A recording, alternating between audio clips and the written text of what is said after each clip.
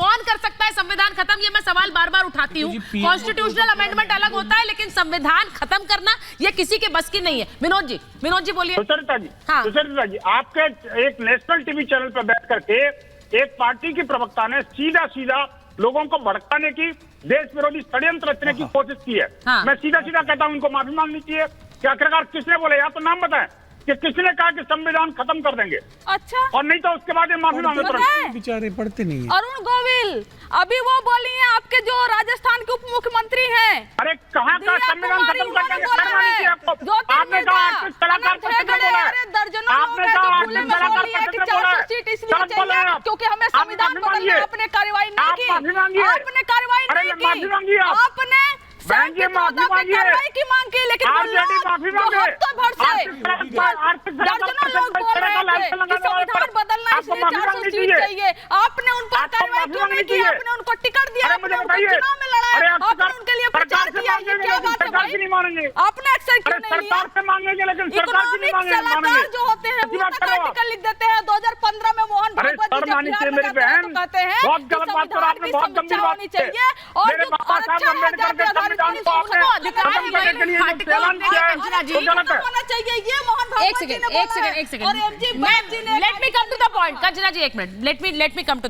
क्या ये समय आ गया है दुष्यंत जी कि हम एक पॉपुलेशन कानून की बात करें कि एक जनसंख्या कानून रहे इस देश में जो एक तरह से एक अनुपात भी बनाए रखेगा, या फिर आपको लगता है जरूरी नहीं है वो अनुपात बने ना बने? क्या फर्क पड़ता है? 1992 में मैं ग्रेजुएशन करने के लिए मेरा एडमिशन हो गया था। तब से ही मैं छात्र राजनीति से सुन रहा हूँ भाजपा के नेताओं को, समान नागरिक कानून संहिता आएगी, फलाना होगा, ढिमकाना होगा, जनसंख्या नियंत्रण कानून बनेगा। 10 साल ये रह लिए, लेकिन उन्होंने कुछ नहीं हुआ।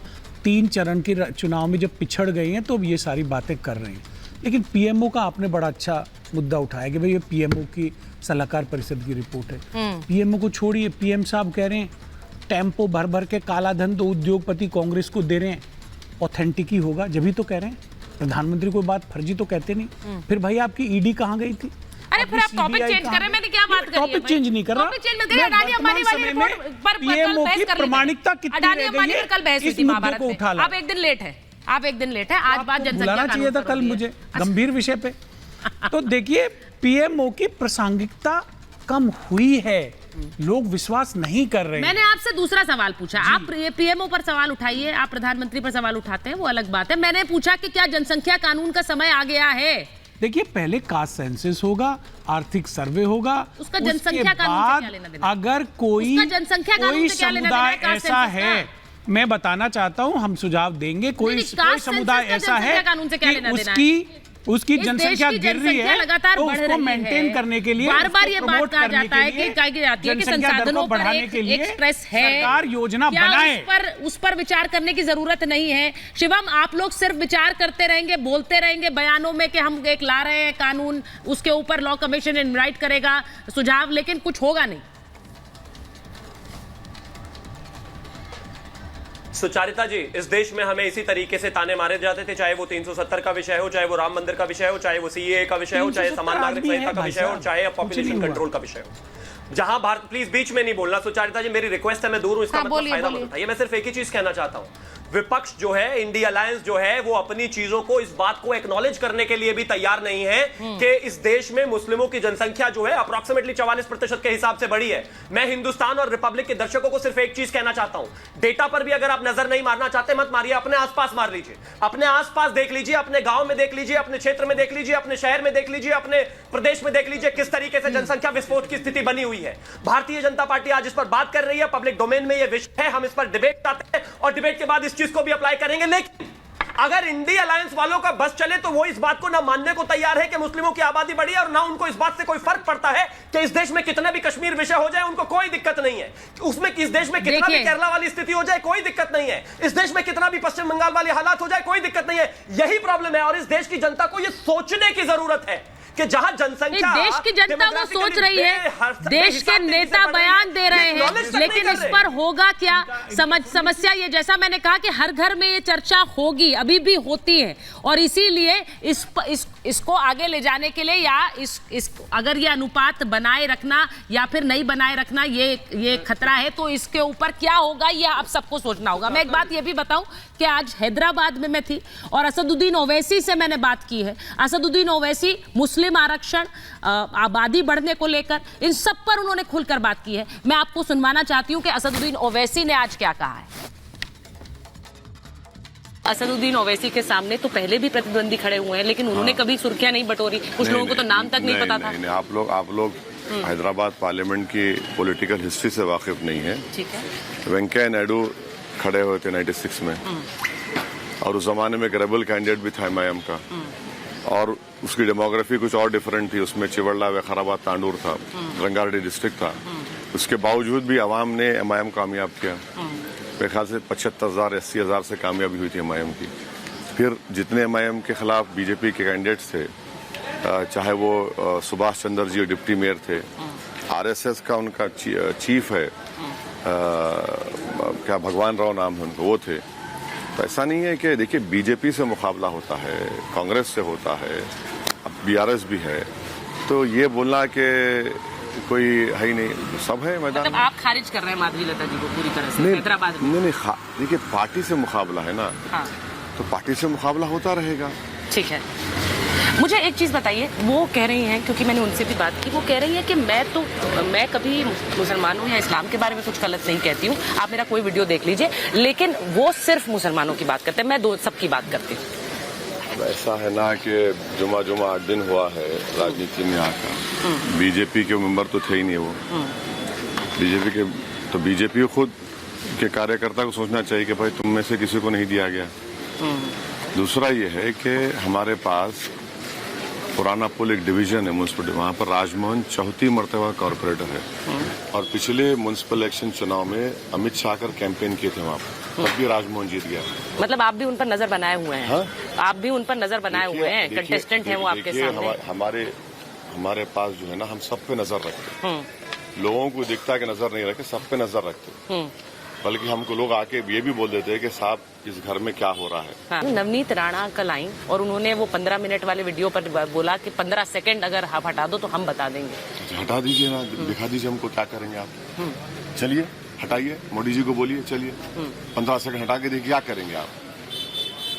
इखलाक कर देंगे, मुझे पीलू खान कर देंगे, मुख्तार कर देंगे, या क्या बोलते हैं उनको जो मारे गए उन्होंने, अतीक कर देंगे। क्या करेंगे? कर दीजिए ना, कौन रोक रहा है आपको? अरे भाई 15 सेकंड आप उनको बोलिए कि मैं आ जाता हूँ, 1 घंटा ठहर जाता हूँ, कर दीजिए, क्यों करना है। हम मौत से डरने वाले नहीं है। वो उस वीडियो के रिएक्शन अरे क्या रे, छोड़िए ना। हाँ। कोर्ट से फैसला हो चुका है। हाँ। अब वो खुद ही अपनी सीट नहीं बचा पा रहे वहाँ पर। आपको लग रहा है वो हार रही हैं? इंशाल्लाह हारे वो। मैं उस संविधान वाली बात पर आऊंगी, क्योंकि उस बात को बार बार उठाया जा रहा है। प्रधानमंत्री ने अपनी सभा से कहा कि अगर बाबा साहेब अम्बेडकर भी आ जाए तो भी संविधान नहीं बदल सकता। उससे बड़ी चीज क्या हो सकती है? आपको अम्बेडकर साहब से मोहब्बत ही कहाँ है? अगर बाबा साहब से मोहब्बत होती है आपको, तो आप EWS रिजर्वेशन देते ही नहीं आप। अगर बाबा साहब से मोहब्बत होती है आपको अम्बेडकर साहब से, तो आप 50% लिमिट को क्रॉस कर देते। आप कर ही नहीं रहे ना। 303 MP ला के 50% लिमिट क्रॉस नहीं कर रहे। आप क्या कर रहे हैं? आप क्या बातें कर रहे हैं? लंबी लंबी छोड़ते हैं, कुछ है ही नहीं दम उसमें। क्या मुसलमानों को रिजर्वेशन मिलना चाहिए? मुसलमानों को रिजर्वेशन आर्टिकल 15 और 16 के तहत मुसलमानों में जो कास्ट हैं उनको मिलना चाहिए। अब जैसा ये लोग धोबी हैं, पीछे खड़े हैं आपके, इनको रिजर्वेशन है, इनको रिजर्वेशन है। अब आप ये बताइए कि जो आंध्रा और तेलंगाना में रिजर्वेशन दिया जा रहा है, PS कृष्णन एक रिनाउंड एंथ्रोपोलॉजिस्ट थे इस देश के, जो मंडल कमीशन रिपोर्ट बनाए, उन्होंने बताया कि ये मुसलमानों के कास्ट को रिजर्वेशन मिलेगा, ये कास्ट को नहीं मिलेगा। अब इसमें तकलीफ क्या है भाई? इस्लाम में अरे महात्मा गांधी को तो कास्ट के नाम से पुकारते थे। क्या बात कर रहे हैं आप? अखबार उठा के देख लीजिए, अखबार में क्या लिखा होता है। मैरिज में सुनिए, मैरिज में लिखा होता है ये कास्ट की बच्ची है, ये कास्ट का लड़का चाहिए। ये कास्ट का लड़की है। अरे कास्ट रियलिटी है भारत में, वो तो है, बिल्कुल है, उसको तो कोई दरकिनार नहीं कर सकता। हाँ। लेकिन वो कह रहे हैं कि इस्लाम का हिस्सा तो कास्ट सिस्टम था नहीं ना, था ये तो हिंदू धर्म का अरे भाई था। अब रिजर्वेशन के खातिर क्या उसमें भी कहेंगे कि यहाँ पर बिल्कुल सही है। इस्लाम के बारे में इतना मालूम है तो फिर देश के बारे में तो मालूम है। देश की रियलिटी तो ये है ना। ये पसमानदा क्यों बात करते हैं मोदी जी, बताइए। बिल्कुल है, बिल्कुल है। आप कभी हमारे साथ बनारस चलिए, बिल्कुल चलेंगे, आप जब बुलाएं। बनारस चल के वो बुनकरों की बस्ती में ले चलते हैं आपको, जहाँ पे अंसारी लोग रहते हैं। आप जाकर पूछिए कि उनको क्या हाल करके रख दिए मोदी जी ने। उन्हीं की कॉन्स्टिट्यूंसी है। एक लाइट का मीटर अगर चेंज कराना है, उनके फादर के इंतकाल के बाद चेंज नहीं होता। बिजली का बिल कम नहीं होता। पूरे आधे बुनकर छोड़ के भाग गए बम्बई दिल्ली को। क्या बात कर रहे हैं, कौन सी दुनिया में रह रहे हैं? अरे भाई, अगर इस देश की माइनॉरिटीज ताकतवर होंगी, मुल्क ताकतवर होगा ना। आप कैसे एक समाज को जो आबादी का 14% हिस्सा है उसको आप मार्जिनलाइज करके रखेंगे? तो फिर तो सबको धर्म के आधार पर आरक्षण देना होगा ना। सिर्फ धर्म के आधार पर नहीं दिया जा रहा है मैडम, कास्ट की बुनियाद पर दिया जा रहा है। ये मुद्दे पहुंचते क्यों नहीं? क्यों बार बार बीजेपी की सरकार रिटर्न करती है? सुनिए, सवाल ये नहीं है। कोई जीत रहा है तो वो अलग बात है, मगर देश को तो बचाना है ना। बिल्कुल सही बात, सच्चाई को तो बोलना है। अब मोदी जी क्या बोल रहे हैं? अब क्रिकेट मैच में मुसलमानों को रिजर्वेशन। अरे क्रिकेट मैच में कैसा रिजर्वेशन होगा मोदी जी? क्रिकेट मैच में आप अंदाजा लगा रहे हैं कि चुनाव तो हो जाएगा, मगर जो नफरत आप पैदा कर रहे हैं मुसलमानों के बारे में, क्या होगा? यहाँ पर तीर मारने की बात, वहां पर वो बोल रहे हैं। पूरा का पूरा मुद्दा मुसलमान हो गया। अच्छा, मोदी जी बोलते हैं कि लीज पर MIM को दिया गया हैदराबाद। अरे लीज पर तो आप दे दिए। 1% लोगों के पास 40% भारत की दौलत है। एक आदमी के पास पूरा एयरपोर्ट है, पूरा इलेक्ट्रल बॉन्ड 6000 करोड़ आपको मिला, और हैदराबाद में 80% इलेक्ट्रल बॉन्ड बने और असदुद्दीन ओवैसी को एक बॉन्ड नहीं। तो बीजेपी वाले बोल रहे आप तो जेम्स बॉन्ड है। अब बताइए, आप कोई बात है ये? नहीं, एक तो इलेक्ट्रल बॉन्ड मिलना ना, मेरे को एक भी नहीं मिला। ये आपका बॉन्ड है? हाँ, ये बॉन्ड है आपका? नहीं, ये बॉन्ड है। हाँ, वही कह रही हूँ, ये बॉन्ड है। ये नहीं, ये बॉन्ड सब पूरे रिलीजन का है। और मोदी जी इस बॉन्ड के खिलाफ हैं। उनका इलेक्ट्रल बॉन्ड से मोहब्बत है। अरे आप बताइए, हम एक गोश्त की दुकान पे गए, अरे बोले माशाल्लाह काम चलता रहो, खुरैशी है वो। आपने कहा काटते रहो? नहीं, तो फिर इसलिए उसको लेकर भावनाएं आहत होने वाला आरोप आप पर लगा। कैसा आहत हो रही है? अगर शराब की दुकान बारे में कोई जाके विजय वाला टन लगा ले, पी ले, मेरे को तू लोग आ जा, अब बोल भाई तू पीता वाला है, मैं क्या करूं? नहीं, गाय भावनात्मक मुद्दा। अरे गाय की नहीं है दुकान वो, वही तो गाय की नहीं है, बफलो की दुकान है, गाय की नहीं है। गाय कानूनन जुर्म है काटना, हम मान रहे हैं उस बात को, मगर गोश्त की दुकान है। नहीं, बात सिर्फ कहने की नहीं होती, एक सांकेतिक बात भी होती है। अच्छा, सांकेतों से बहुत चीजें चलती है, इसीलिए वो बहुत अच्छी बात है आपने की। मोदी जी ने 10 करोड़ का बॉन्ड लिया एक बीफ कंपनी से, वहाँ बीफ जिंदाबाद, और असदुद्दीन ओवैसी गरीब की दुकान पे गया। वो बीफ कौन सी है ये भी तो बताइए? वो काऊ नहीं है, वो भी बफेलो है, ये क्यों नहीं बताते आप? ये भी तो बताइए। बीफ है ना? आप अपने टाइम पे आप कहते हैं बफेलो है, उनके टाइम पे आप ये छुपा जाते हैं। बीफ है ना, बीफ है ना, बीफ से लेंगे आप, और हम एक बीफ की दुकान। फिर आपका वाला भी बीफ है, तो दोनों को जिंदाबाद बोलिए, फिर दोनों जिंदाबाद बोलिए ना। वहां से 10 करोड़ रुपए लेंगे, और एक बेचारा 15-14 घंटे काम करे 500 रुपए ले जाता, आपको तकलीफ है उससे? हिंदू भाइयों में कथिक है, कथिक लोगों को कारोबार करते। क्या हो रहा है भाई? आप इनको ही बंद कराने की बात करते हैं। तो ये चलिए खत्म।